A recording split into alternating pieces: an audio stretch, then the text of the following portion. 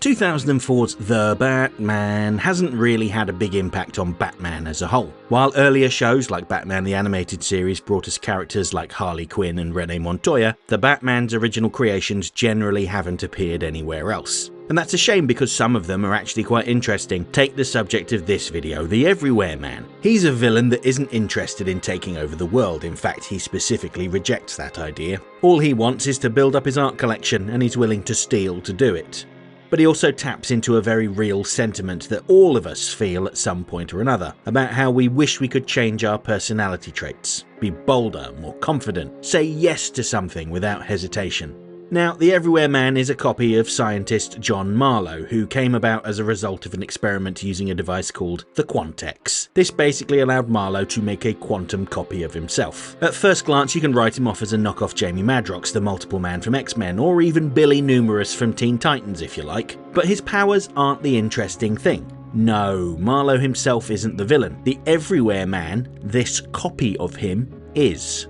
While they look the same, their attitudes are quite different. As Batman puts it, each copy is like a photocopy of a photocopy, losing more detail and becoming darker as time passes. The original Marlowe was a gifted scientist and longtime friend of Bruce Wayne, although this is the first time we're hearing about him, and he intended to use the Quantex to help humanity. He doesn't elaborate on that, but I suppose he could copy people with skills that are in short supply, like brain surgeons or rocket scientists to help speed things up. Maybe he could even copy organs for transplants. He is a nice man, and when he made his first copy he treated him as a lab partner, refusing to return him to the Void, and that was his undoing. As time went by, the original copy, who I'm just going to call Everywhere Man from now on, started to develop a personality of his own. Where Marlowe was meek and hid away in his lab all day, Everywhere Man was bold and confident, and he loved art. He also looked at the original and thought he was wasting his life, so Everywhere Man made more copies of himself and overthrew the original, keeping him locked in a cell for months. One crucial thing to note is that as time progresses, the copies start to have ideas of their own and become less compliant. Whenever one of the Everywhere Man's copies stood up to him to try to take control, he'd erase them with the flip of a switch on his wrist-mounted Quantex. Technically, it's not murder because they were never alive to begin with, but that only works if you have a very narrow definition of what life is. These copies are capable of independent thought and have personalities of their own. For all intents and purposes, they are living beings. But the show doesn't broach that subject, it just brushes it off before the thought can fully form. Still, it shows how callous the Everywhere Man can be. Presenting himself as the new and improved John Marlowe, he threw a party on the pretense of showing off his art collection, but really what he wanted to do was create an alibi for himself. One of his copies stormed the party and pretended to be a new villain looking to rob him. When Batman turned up, the copy ran into the broom closet and it was disposed of by the Everywhere Man with a discreet flip of a switch before anyone could see. To everyone else, it appeared that the criminal had vanished. Now, as plans go, it wasn't the smartest because any DNA evidence would inevitably lead to Marlowe, and all that would tell the police is that he had an accomplice. That's the conclusion that Robin comes to when Batman analyses the DNA at the second crime scene, where he and Robin see two Everywhere Men who both vanish when they go around a corner. But the doubt in Batman's mind, caused by the fact that he has known the real Marlowe for years and can't believe he'd be so brazen, forces him to dig deeper. Using spectral analysis built into a pair of sunglasses and the lenses of his cowl, Batman can see a trail of radiation, and the Everywhere Man is soaked in the stuff. This is how Batman's able to deduce that the real John Marlowe is not to blame. When Batman confronts the Everywhere Man and his duplicates, he is patient and cooperative, not necessarily because he thinks he can't win the fight, but because he wants to know where the real Marlowe is. And when Everywhere Man lets it slip that he's being held in the building, Batman strikes.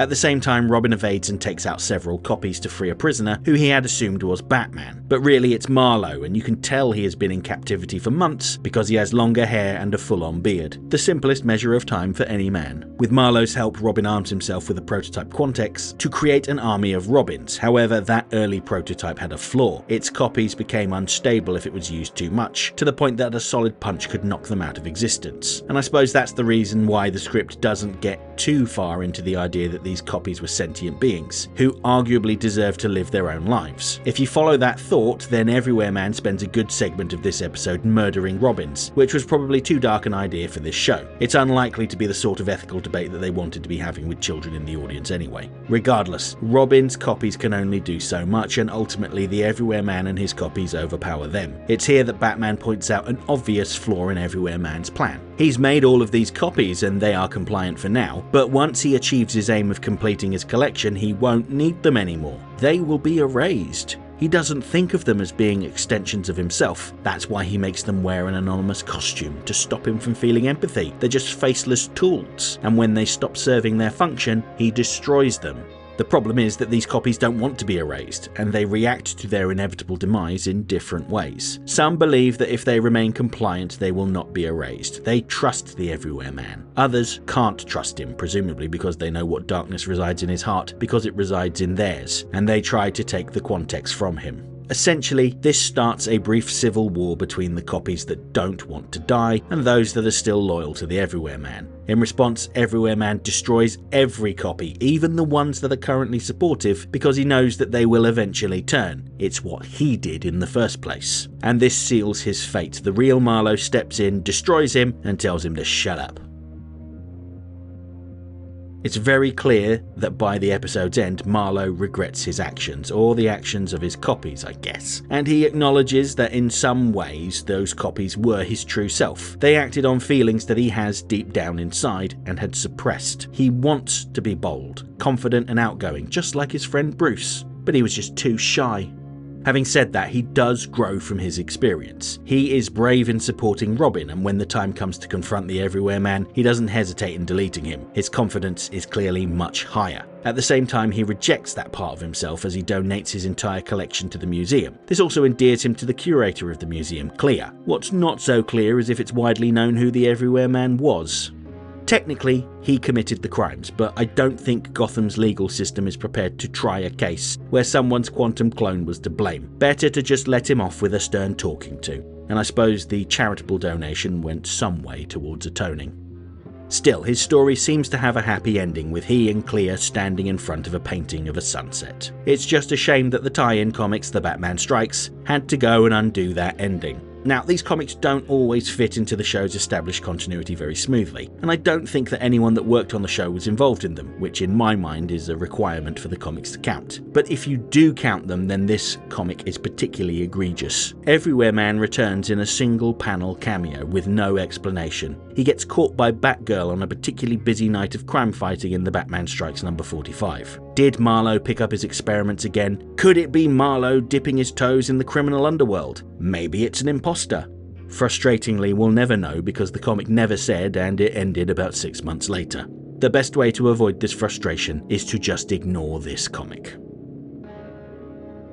As for why Marlowe and the Everywhere Man haven't made their way to the mainline comics, I think it's likely because the story had a definitive ending. Marlowe's dalliance with quantum cloning was determined to be a mistake, something he regrets, and he has no reason to try again. They could have introduced a different Everywhere Man, someone who stole Marlowe's tech, for instance. And hey, maybe that's what was going on in The Batman Strikes. But I think that continuing his story would undermine that ending. While he's not the most interesting villain, one of the things I like about Everywhere Man is how he represents a very specific fear. The fear of your personality shifting and the person you once were being replaced by someone new. It's very abstract, and I bet most of us don't think about how we develop as people across our lifetimes. There's also an element of self-improvement. The Everywhere Man has the traits that Marlowe was suppressing, the confidence and the self-assuredness. And there's nothing wrong with these traits, in moderation. This is where the Everywhere Man distinguishes himself from other duplication-based characters. Figures like Jamie Madrox or Billy Numerous operate on the assumption that multiplicity enhances the self. Their duplicates are tools, assets, or at the very least, cooperative fragments of the same person. By contrast, the Everywhere Man presents duplication as competition. Everywhere Man rejects his own disposability, yet constructs an entire system built on the disposability of others. He recreates the same hierarchy that he resented, positioning himself at the top while rendering every subsequent copy expendable, and the original Marlowe as a flawed draft to be locked away. He is a massive hypocrite that equates existence with usefulness.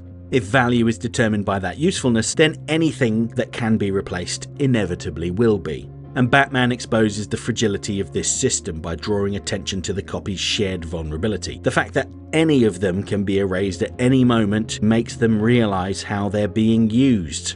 When the dust settles, what remains is a more grounded, less idealized version of Marlowe. While the episode doesn't reward his initial impulse to replace himself, it does suggest that the qualities he envied were not as inaccessible as he had believed. And actually, I think that's a good message for viewers. We all have things about our personalities that we don't like or wish could be different, and it is entirely possible to change them. In the real world, it just takes a bit of self-awareness and a lot of effort. And it might sound hard, but it's much safer than dabbling in quantum physics.